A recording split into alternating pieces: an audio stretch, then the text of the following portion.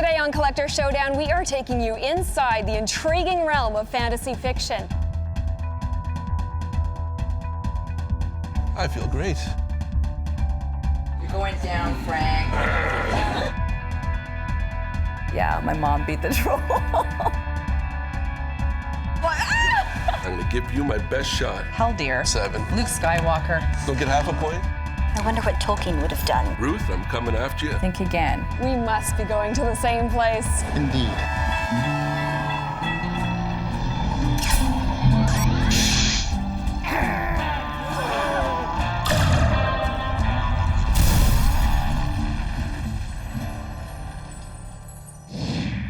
We are here at a Lord of the Rings gathering because it's the perfect place to stage a showdown.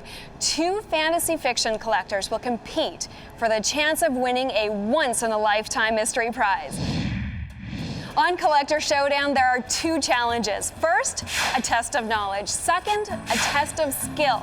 If our contestants are tied after the first 2 rounds, we go to a sudden death showdown. The prize will be a dream come true for only one of these 2 collectors. Will it be Ruth, the sentimental collector of fantasy memorabilia, or Frank, the avid collector of fantasy figures? You're just gonna have to watch and find out. People who like fantasy are eclectic readers. Fantasy is Beowulf, it's ancient texts. Fantasy, of course, is C.S. Lewis and J.R.R. Tolkien, J.K. Rowling and the Harry Potter universe. Even things we think of as science fiction or horror, like H.P. Lovecraft, like Star Wars, actually fit under the umbrella of fantasy. Fantasy has always been popular, but there's something new now. I think we really have, more than anyone, George Lucas to thank for bringing special effects to the level that they are now. Now that we can have CGI Gollum or Aslan, or for that matter, Yoda, we see a whole new group of people drawn into the literature through the cinema. And I think the cinema is responsible for a flourishing, a renaissance of interest, not only in the films, not only in the books, but all the things that come with that, including merchandising, including collecting. Fantasy collections run the gamut, from first edition prints of books to things like miniatures, autographs, particularly now that fantasy has become such a cinematic presence. And there are fan-made creations that people collect as well. Things for costuming, for example, things for different kinds of gaming. Events like this, the Gathering of the Fellowship, are a worldwide phenomenon. Any given weekend, there is an event like this being held someplace in the world. The international nature of this fan base really is an ingredient of creating a family, a global family of fans and collectors. Now it's time to meet our collectors. My name's Frank. Pretty much I'm an avid Lord of the Rings collector. I've loved Lord of the Rings since I was a little child. Got into Lord of the Rings collecting 4 or 5 years ago, as soon as the movies came out. My name is Ruth, and I collect Lord of the Rings fantasy things from both the movies and J.R.R. Tolkien. I started collecting in 2002. In my collection, I probably over 100 pieces, from bookmarkers to posters. Right now I have about 40 pieces in my collection. I used to have more, but I trade with other collectors I've met, and that keeps the collection ever growing. This is pretty much where my collection started 5 years ago. These were typically available for $5 or $10, and they're neat and serve their purpose, but I found out about these other statues. Sideshow Collectibles is a collectibles company based out of California. They made a partnership with Weta, who did the digital and all the effects for Lord of the Rings, and they got together and decided to make collectibles. My collection is somewhat sentimental for me because it's a part of my family and friends. This is Gollum. My husband and my children gave this to me for my birthday. This is the Chronicle series that I first started reading, and it's my husband's set. A value to me is a piece called the Uruk-hai Scout Swordsman. I like it because it's a very dynamic pose. It's not a main character or anything like that, but just the way it was designed, the way the creature's running. It's got a sword in its hand, it's got a bow, it's got a look on his face. It's really vibrant. One of my favorite pieces is the Myth and Magic book by John Howe, who was one of the conceptual artists from the film. He was doing a book signing. He actually drew Gandalf for us and signed it, which was wonderful. The most valuable piece I have is probably the cave troll. It sells for about $1,500 in the secondary market now. They're very hard to find. Another fabulous piece is a stamp collection that I was able to obtain from a friend of mine. So this is all the way from New Zealand, which to me it's like, wow. My favorite part of this collection is the Red Book of Westmarch. This book was a custom project by some members of Lord of the Rings Guide. They spent 2 years researching J.R.R. Tolkien and putting together a book for a few of us fans. It's a custom project. This was never available for sale. And the detail and the research that went into this book is just amazing. The kids, my son loves the battle scenes. He loves the sword fights. My daughter's a little bit sick of me. Every time I come home with something, she's like, okay, not Lord of the Rings again. Whereas my son's right into it. I remember us getting the Two Towers PlayStation game. There was some excitement when I beat the troll. For my son to be really proud of me, it was a great moment to say, yeah, my mom beat the troll. Whatever the collectible is, it reminds me about something I like about that movie, or a specific scene or a moment or a feeling that gives you. Some people like collecting vases, maybe. This is my thing. I want to enjoy my collection. I think that's the foremost for me. People have gasped. You shouldn't open up those, card game or the games or the calendars because, they could be worth something someday. But I thought, I don't want everything in plastic. You deal with so much day-to-day life. Fantasy takes your mind off of that. It lets you think. You dream a little bit. Okay, Frank, so you think you know your fantasy genre? Think again. Ruth, I'm coming after you. I'm going to give you my best shot. This is the first time our contestants actually get to meet each other face to face. Ruth, this is Frank. Frank, meet Ruth. Do you have anything to say to each other? Well, Frank, you're going down like the Tower of Badadur. Oh no, orc grunts. That doesn't sound good. Are you ready for this first challenge? I hope so. I am, definitely.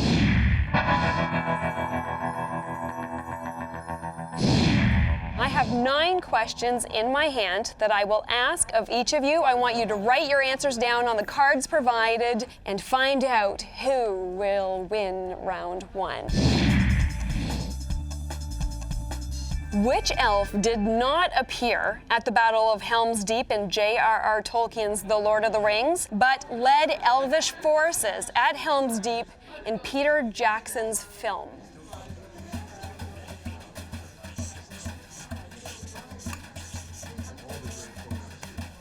Ruth, what is your answer? My answer is Haldir. Frank, what is your answer? My answer is Haldir as well. And the answer is Haldir. You both got it right. You're tied 1-1. Craig Parker, who's actually here at the gathering of the Fellowship, played the role of Haldir. In the movie, his role was greatly expanded so that he led the forces at Helm's Deep, which is something he didn't do in the book. What is the name of the literary circle to which both J.R.R. Tolkien and C.S. Lewis belonged?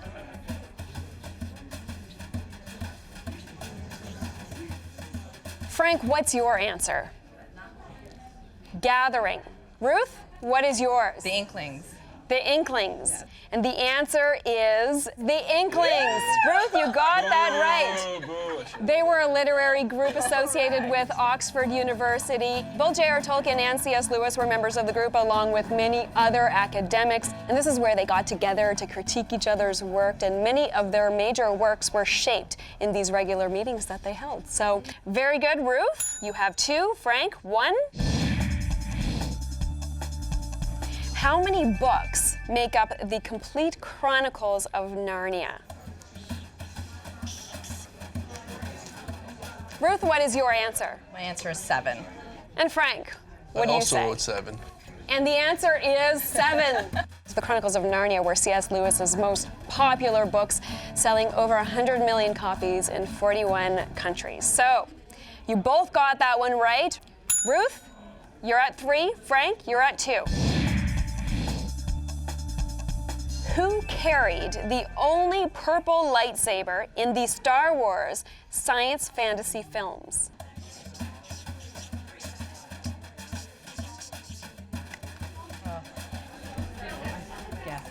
Frank, what is your answer? Mace Windu. Ruth? Luke Skywalker. Luke Skywalker.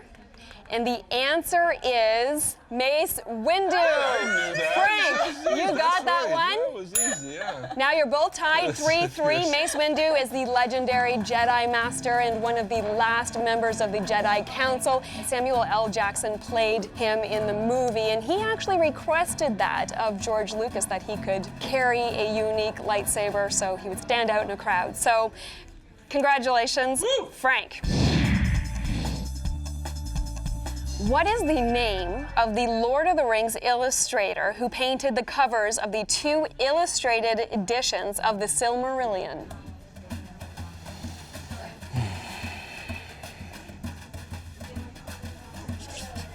There aren't that many official One or two, Tolkien yeah. illustrators. So, Ruth, what's your answer? I think it's John Howe. Frank? I put Ted Nasmith. And the answer is Ted Naismith. Hey, see? Frank, you got this one right. Ted Naismith is the one who illustrated the covers of both illustrated editions of the Silmarillion. He had a number of his paintings inside both of those as well. So congratulations, Frank, you got that one right. You are now leading at 4. Ruth, you have 3. In the world of Harry Potter, what great honor is named after an Arthurian fantasy hero?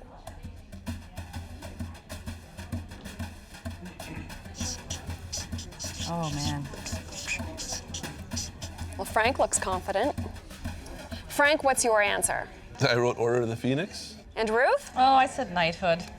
Knighthood, the answer is the Order of Merlin. Oh, okay. Neither of you got that one right, and that is a great honor bestowed upon great wizards who are able to promote living harmoniously with muggles, and those are people without any magical abilities. And Professor Albus Dumbledore held the Order of Merlin. So, Frank, you're still leading at 4. Ruth? Go get half a point. What type of talking animal impersonated Aslan the lion in one of the later Chronicles of Narnia books? A type of animal impersonated him? Yes, it was a talking animal.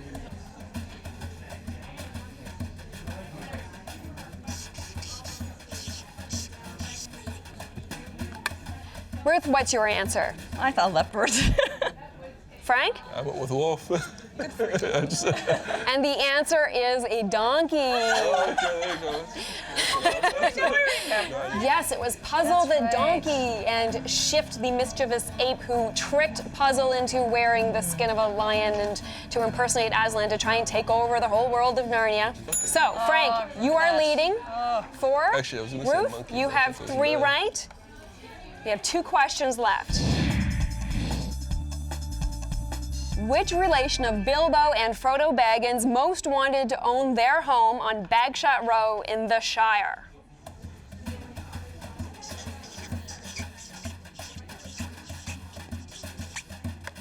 Frank, your answer? Lobelia Sackville Baggins.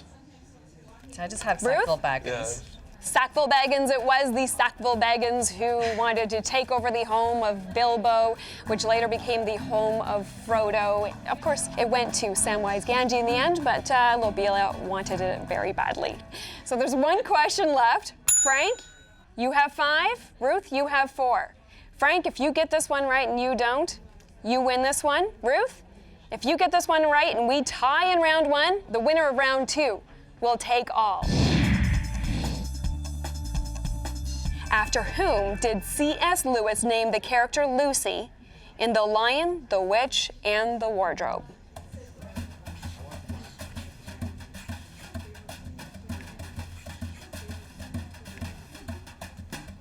Ruth, what is your answer? I think it was his niece. Frank? I said his daughter. And the answer is neither of those. The answer is his goddaughter, Lucy Barfield. That's a good guess. Lucy Barfield was the daughter of Owen Barfield, who was a fellow Inkling, and she became the goddaughter of C.S. Lewis, and that's who he named Lucy after. Round 1, Frank, 5, Ruth, 4. Frank, you won. Round 1 of Collector Showdown. How do you feel? I feel great. I won. You do. You Only the won first this round. Hey, It's only the it's first one round. at a What about you, time. Ruth? I'm making a comeback. You're making a comeback? Making a comeback. All right, so this is what happens. We're going into round 2. Frank, if you win round 2, it's a skills challenge. You win Collector Showdown. Ruth, if you win round 2, it's a tie. We go to a sudden death showdown. That's round 2, Collector Showdown next. Welcome back to Collector Showdown. In round 1, Frank narrowly defeated Ruth in a test of fantasy fiction knowledge, which means if Frank wins the test of skill in round 2, he wins it all. To stay in the game, Ruth must take the win in this round to force a sudden death showdown. This is round 2, Collector Showdown. Frank, you won round 1. If you win this, you win Collector Showdown and get to claim our fabulous mystery prize. Ruth, you need to win this round to force this to a sudden death showdown tiebreaker. So Frank, how do you feel? I don't know, I'm kind of nervous looking at the table here. You should be. Ruth? I'm excited. You're Very excited? Yes, can't wait. Let's go. Excellent. Ladies, can we reveal the skills challenge? Okay. You are Interesting. both going to build a beast of legend. You have many tools in front of you. Play-Doh, you have feathers, sequins, and markers, and little tiny pom-poms. And these materials here, if you both want them, you're gonna have to fight over them. So you're gonna have to build a beast of legend. You're going to have to name it as well. And you're also going to have to use your imagination because you're gonna give it magical powers. But before we start, I want to introduce our expert judge, Amy Sturgis. Come on in. Hi. Amy Sturgis is a scholar and professor of science fiction and fantasy from Belmont University in Nashville, Tennessee. And she is going to judge your beasts of legend. So Amy, what are you going to judge them on? Well, 3 criteria: how good it looks, how creative it is, and how well your description fits within the genre of fantasy. Frank, how do you feel? I'm kind of nervous, actually. Ruth, what do you think now that you see everything in front of you? I'm excited. My mind is already turning. Your mind is already turning? Yes. Well, that's good because you know what? You have 10 minutes to complete this starting now. Okay. So Frank's going for the Play-Doh. Ruth is going for the cups. I wonder what J.R.R. Tolkien would have done Yes, that's if he'd been given this table full of supplies. You have 9 minutes to go. No pressure. Yeah, this is tough. I don't know what I would do if I were in their situation. I still don't know what I'm doing.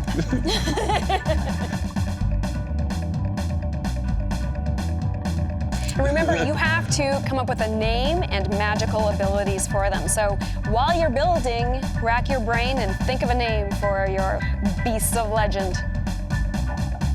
Okay. Is that a breathing tube, I wonder, Frank? I still don't know what I'm building, but we're working on it. We are coming up to the halfway mark. 5 minutes down, 5 to go. Frank, is this a planned Well, the thing? important thing, it looks that way. It's not really. Or are you just winging it? I'm winging it as I go pun along here. intended. Yes, no. Sparkle action is fun, Pom-poms in here. but I can't bias the judge, so. Oh, really? Oh, Yeah, no, I can't bias the I was judge. hoping for. Looks like there's some Beast of Legend surgery happening. You have 3 minutes to go. Check out the mouth on this beast.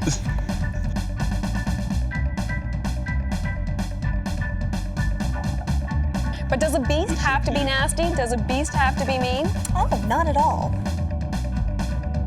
You have 1 minute to go. Frank, if you win this, you're the winner of Collector Showdown. Ruth, this is the round that determines whether or not you force a sudden death showdown tiebreaker. We are at 10 seconds. 9, 8, 7, 6, 5, 4, 3, 2, and 1. Put down your crafts.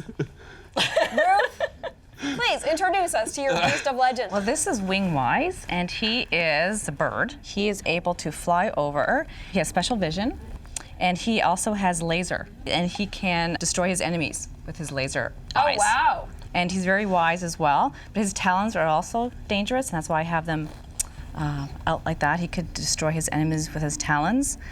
Yeah, so that's Wise Wing. Wise Wing. Wise Wing. All right, so we've met Wise Wing.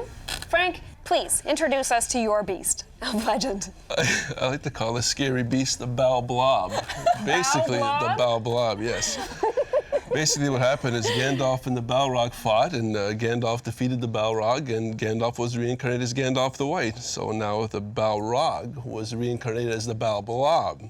So he has his fire whip back and his fire sword, but now he also shoots lightning balls out of his butt. Lightning balls out of his butt. Yes. So he's got this big tube here, and they shoot right out. Amy, you know, you tell me what you think. I like wing-wise, the sense of action that you get from this particular beast of legend.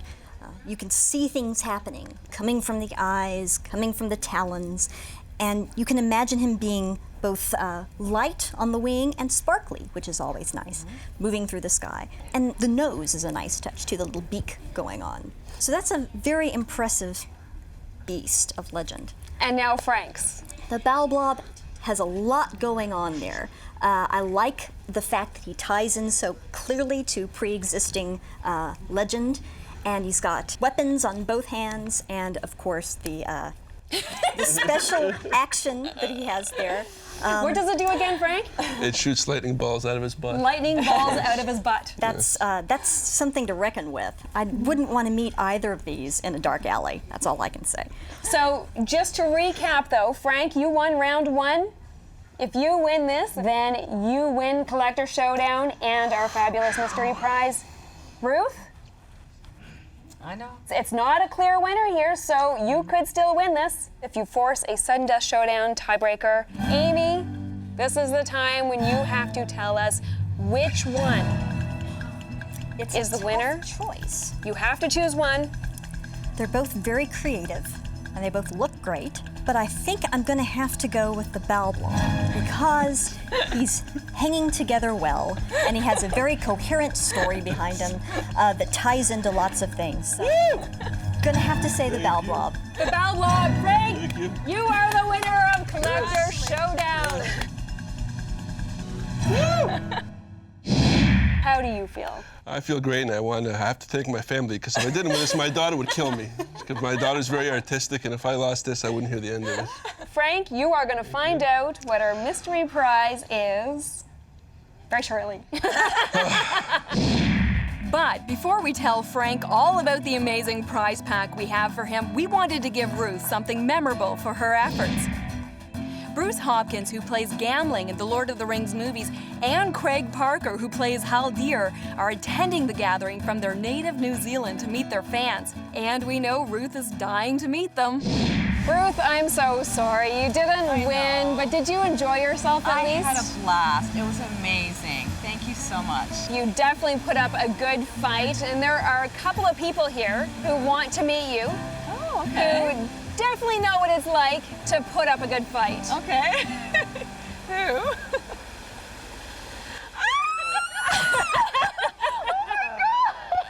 I'm sorry. In case you don't recognize them, Craig Parker, Bruce Hopkins, otherwise known as Haldir and Gamling. We're your consolation prize. I'm sorry. Excellent. I'm just going to leave you three alone. I've got to go visit Frank and get ready for his big prize. Thank you. Thank you. We're having a little party at the back. You want to come? Sure. Oh, yeah. What? Ah! No, take me across the... No. Craig, there she is. Oh, my God. This is amazing. Well, these are the other finalists. You're looking great. Just hanging out. I know.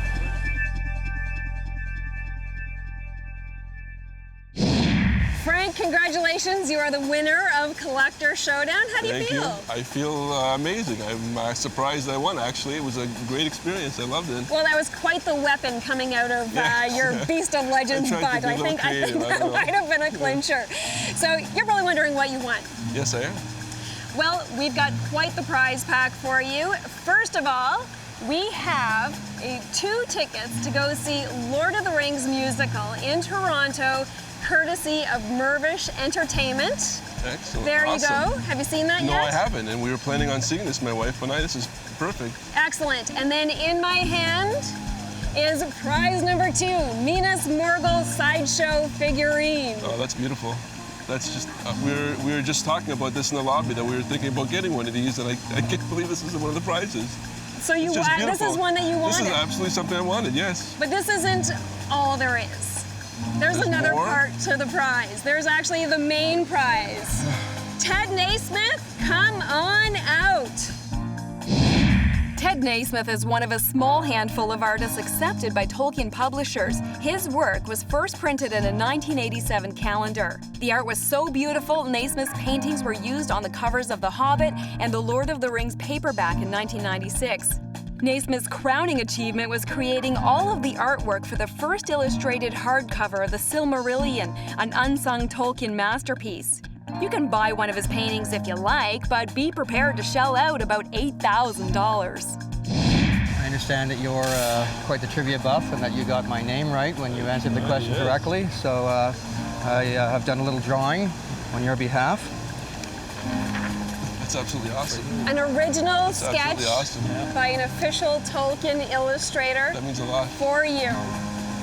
There you go, one of a kind. Thank you so much. I love that. I love it.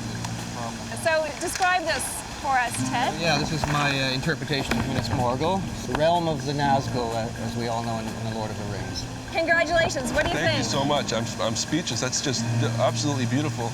Absolutely gorgeous.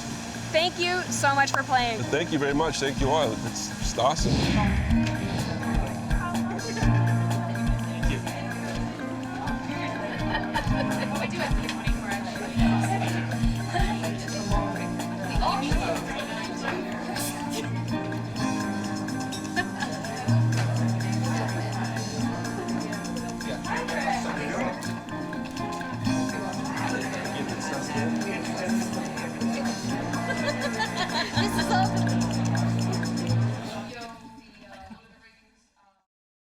Click on screen for more videos of extraordinary humans.